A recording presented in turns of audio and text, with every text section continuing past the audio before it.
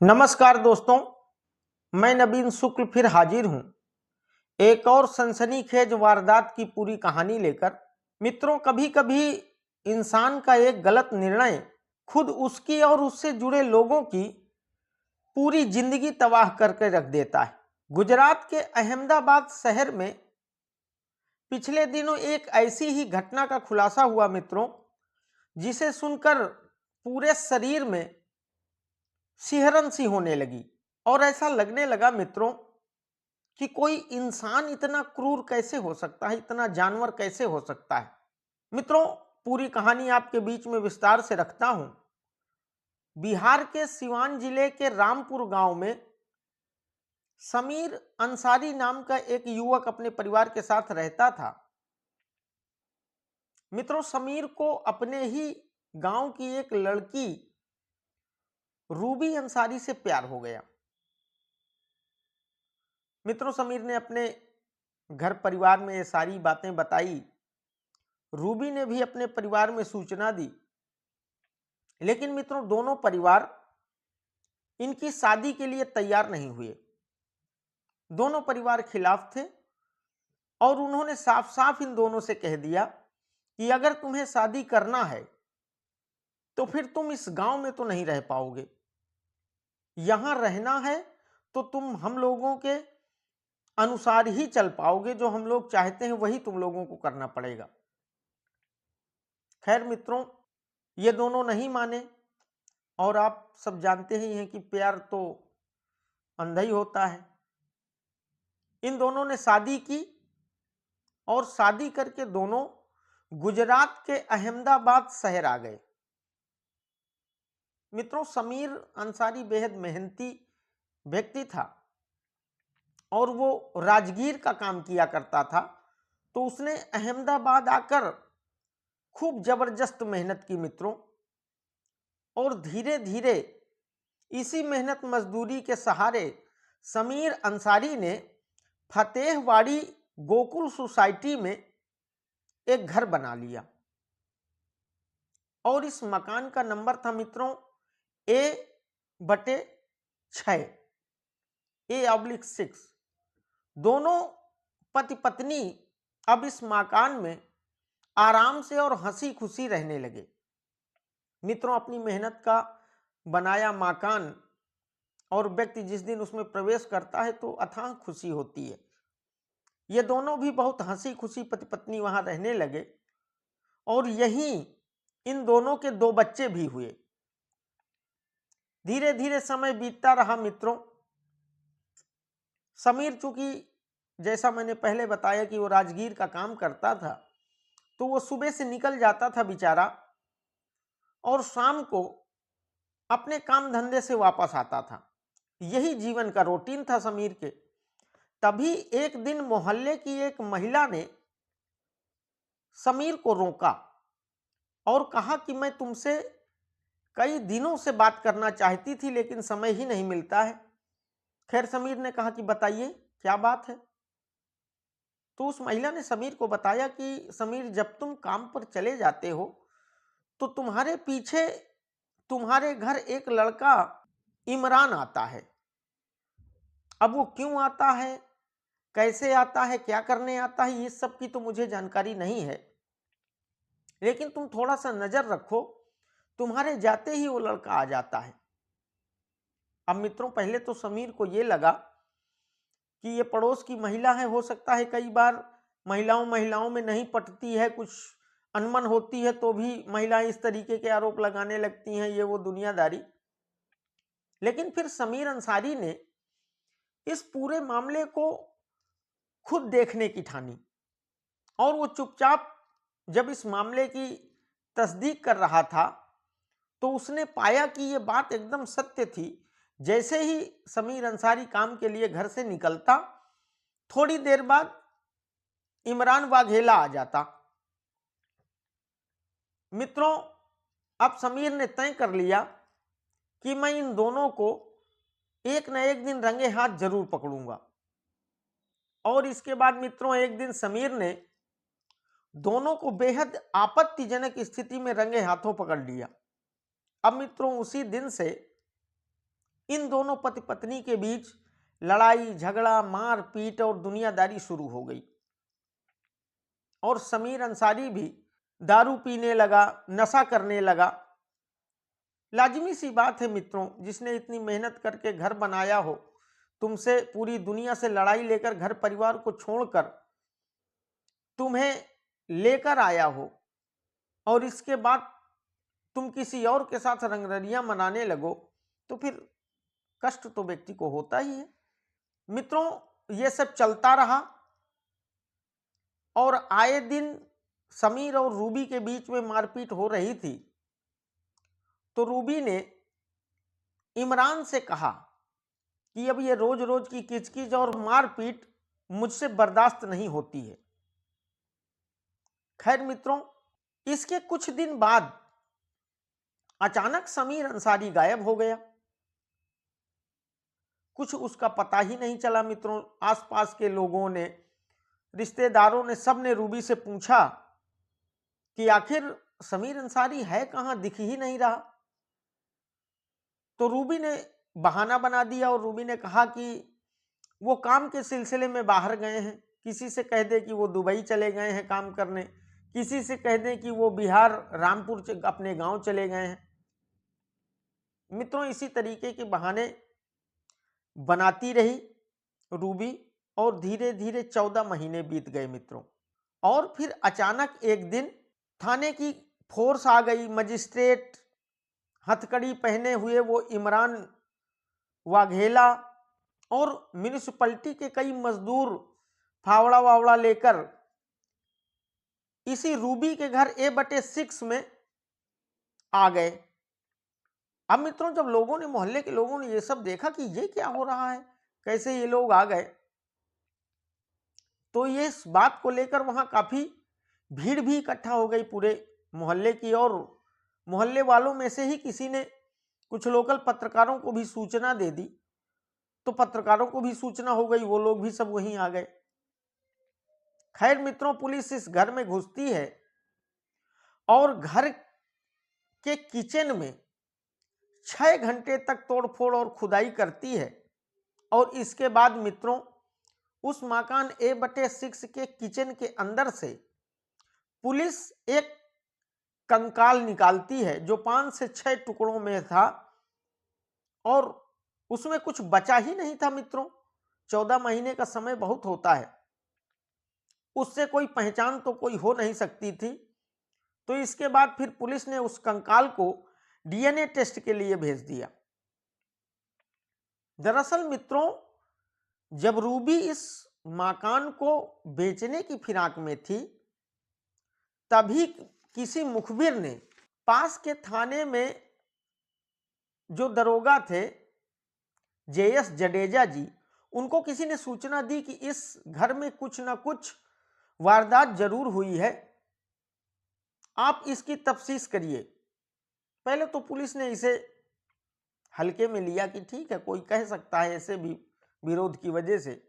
लेकिन बार बार मुखबिर ने जब वही बात दोहराई कि यहाँ कुछ ना कुछ हादसा हुआ है, कोई ना कोई वारदात जरूर हुई है, आप इसकी पूरी छानबीन करिए, तो फिर पुलिस एक्टिव हुई।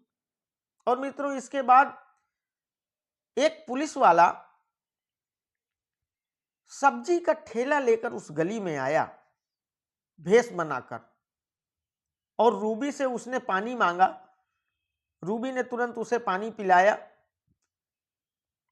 उसने रूबी से थोड़ी बहुत बातचीत की और वापस चला गया। करीब 1 हफ्ते का समय बीता होगा मित्रों। दोबारा एक दूसरे पुलिस वाले ने वही सब्जी वाले का भेष बनाकर ठेला लेकर फिर उस गली में आया और उसने रूबी से कहा कि मैडम, आप बहुत अच्छी हो, आप कभी सब्जी का कोई भाव तोल नहीं करती हो, कोई किचकिच नहीं करती हो, ये मुझे बहुत अच्छा लगता है। खैर, रूबी से उस पुलिस वाले की बातचीत होने लगी। तो पुलिस वाले ने पूछा कि तुम्हारा पति कहाँ है? तो रूबी ने बताया कि उसका पति दुबई गया हुआ है कमाने के लिए, जबकि पहले पुलिस वाले से रूबी ने बताया था कि उसका पति रामपुर गया हुआ है बिहार अपने घर कुछ काम से। अब मित्रों, यहीं से पुलिस का दिमाग सनका जब रूबी ने दोनों बार अलग अलग स्टेटमेंट दिए। अब इसके बाद पुलिस मित्रों सीधा समीर के गांव सिवान के रामपुर पहुंची। लेकिन मित्रों वहां का माहौल ही अलग था। वहां घर वालों ने बताया कि जब से वो दोनों शादी करके यहां से गए तब से हम लोगों से न कोई मतलब उन्होंने रखा, न हमने उनसे कोई मतलब रखा, इसलिए हम लोग उनके बारे में कुछ आपको बता ही नहीं सकते हैं कि कहां है क्या नहीं है। अब मित्रों पुलिस ने समीर का मोबाइल नंबर ट्रेस करना शुरू किया तो वो स्विच ऑफ आ रहा था। बैंक अकाउंट खंगाला तो पता चला कि 14 महीने से उसमें कोई ट्रांजैक्शन ही नहीं हुआ है। इसके बाद पुलिस ने मित्रों जब सारी सूचना कलेक्ट कर ली तो सीधा इमरान वाघेला को उठा लिया, क्योंकि अब पुलिस के पास भी कोई दूसरा ऑप्शन नहीं था। और मित्रों थोड़ी सख्ती से पूछताछ के बाद इमरान टूट गया और उसने जुर्म कबूल कर लिया। मित्रों इमरान ने बताया कि समीर अंसारी ने उसे और रूबी को आपत्तिजनक स्थिति में देख लिया था, तभी से उसने रूबी को आए दिन मारना पीटना शुरू कर दिया था। शराब पीकर आता था, उसे मारता पीटता था और यही चर्चा करता था, जिससे रूबी बहुत तंग आ गई थी और उसने मुझसे कहा कि अब ये सब मुझसे बर्दाश्त नहीं होता। तो फिर मैंने और रूबी ने एक प्लान बनाया कि हम समीर अंसारी को ही खत्म कर देंगे। मित्रों इसके बाद एक दिन जब शाम को समीर अंसारी दारू पीकर आया तो रूबी ने घर का दरवाजा खुला ही छोड़ दिया और उसके पीछे से ही इमरान वाघेला घर में आ गया। क्योंकि समीर अंसारी ने काफी दारू पी रखी थी तो अब इन दोनों ने समीर अंसारी के हाथ और पैर दोनों बांधे और फिर बुरी तरीके उसको मारा पीटा। मित्रों मारने पीटने के बाद इन दोनों लोगों ने समीर की गला रेत कर हत्या कर दी। लेकिन मित्रों हत्या करने के बाद इन लोगों को पता चला कि अब इस लाश का क्या करें, इसको कहां ले जाएं, बाहर ले जाएंगे तो सब लोग देखेंगे, फंस जाएंगे। इन्हें कोई ऑप्शन नहीं दिखा तो इमरान वाघेला ने अपने दो दोस्तों को साहिल और फैजू से ये पूरी बात बताई कि हमसे ऐसी ऐसी दुर्घटना हो गई है, हमने समीर अंसारी की हत्या कर दी है, अब तुम लोग इस लाश को ठिकाने लगाने में हमारी मदद करो। खैर इन लोगों ने कहा कि ठीक है कोई दिक्कत नहीं है, उस लाश के टुकड़े कर लेते हैं और पूरी लाश ले जाने में बाहर दिक्कत है ना, अगर टुकड़े लेकर जाएंगे तो कोई नहीं समझ पाएगा और धीरे धीरे पूरी लाश बाहर फेंक देंगे। खैर ये लोग आए और लाश के इन्होंने 5-6 टुकड़े किए, लेकिन जब वो टुकड़े ले जाने की बारी आई तो फिर इन लोगों को लगा कि कहीं ना कहीं फंस ना जाए, तो इन सब ने मिलकर ये डिसाइड किया कि इस लाश को बाहर ले ही नहीं जाते हैं, इसको यहीं कहीं दफन करते हैं। और फिर इसके बाद मित्रों इन्होंने समीर अंसारी को दफन करने के लिए किचन की जगह चुनी और मित्रों इन्होंने किचन का टाइल्स तोड़ा, गड्ढा किया और उसमें समीर अंसारी की वो टुकड़े टुकड़े करके जो लाश थी उसको वहीं दफन किया। इसके बाद इन्होंने सीमेंट का घोल डाला और दोबारा उसके ऊपर टाइल्स लगा दिए और सब चले गए। मित्रों उसी घर में उसी किचन में रूबी और इमरान 14 महीने तक रहे और रूबी उसी किचन में रोज खड़े होकर खाना बनाती थी, पकाती थी। लेकिन मित्रों रूबी को उस घर में बहुत दिक्कत हो रही थी, उसका दम घुट रहा था।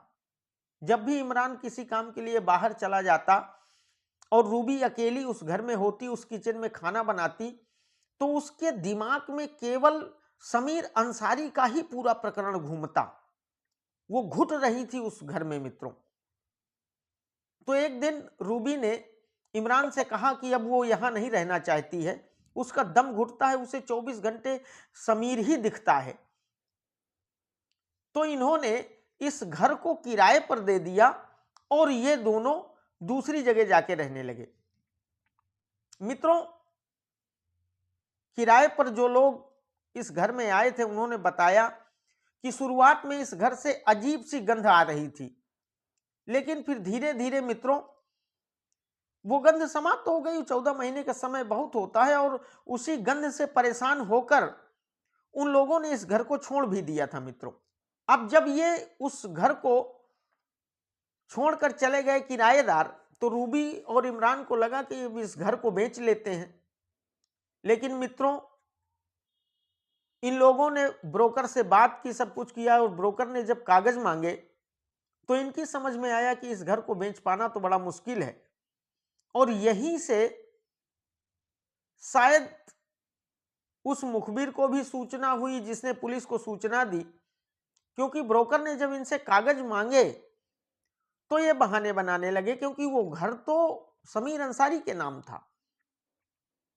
ये लोग फ्रॉड करके उसे बेचना चाह रहे थे और शायद वहीं से शक हुई और पुलिस तक सूचना पहुंची मित्रों।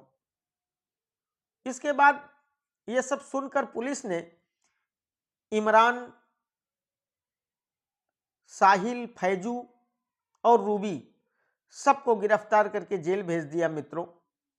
इमरान की रिमांड लेना चाहती है पुलिस। अब मित्रों इस घटना के खुलासे के बाद चारों तरफ पुलिस की तारीफ हो रही है और पुलिस ने वाकई में एक अच्छा काम किया है। 14 महीनों बाद इस घटना का खुलासा कर दिया। तो ये थी दोस्तों अहमदाबाद की वो कहानी जहां लव मैरिज करके घर परिवार वालों से दुश्मनी करके उन्हें छोड़ करके समीर जिस लड़की को लेकर आया था, नई जिंदगी शुरू की थी जिसके साथ, उसी रूबी ने अपना एक नया प्रेमी बनाया और उसी प्रेमी के साथ मिलकर पति को उसी घर के किचन में मारकर दफना दिया मित्रों। समय बहुत ही खौफनाक है मित्रों। लोगों की प्रवृत्ति कैसे और कितनी बदलती जा रही है और आप जिसके साथ रह रहे हैं उसके अंदर क्या चल रहा है आप इसकी भी कल्पना नहीं कर सकते हैं, यह भी नहीं जान सकते हैं, क्योंकि आदमी दो रंगा हो गया है मित्रों। जो दिखता है वो होता नहीं और जो होता है वो कभी दिखता नहीं। खैर मित्रों, जैसी करनी वैसी भरनी। समस्या सिर्फ ये है कि वो दो बच्चे जो समीर और रूबी के थे वो अनाथ हो गए। अगर वो 6 साल से बड़े होंगे तो वो जेल में भी रूबी के साथ नहीं रह पाएंगे। माँ बाप परिवार से किसी से कोई संबंध नहीं है तो कौन पालेगा उन बच्चों को, क्या होगा उन बच्चों को। तो सबसे ज्यादा समस्या तो उन दोनों बच्चों की है, जो मासूम बच्चे हैं, उनकी जिंदगी बर्बाद हो गई पूरी तरीके से। मित्रों, मेरा प्रयास अगर आपको पसंद आया हो तो मेरे चैनल को शेयर और सब्सक्राइब जरूर करिएगा। बहुत बहुत धन्यवाद।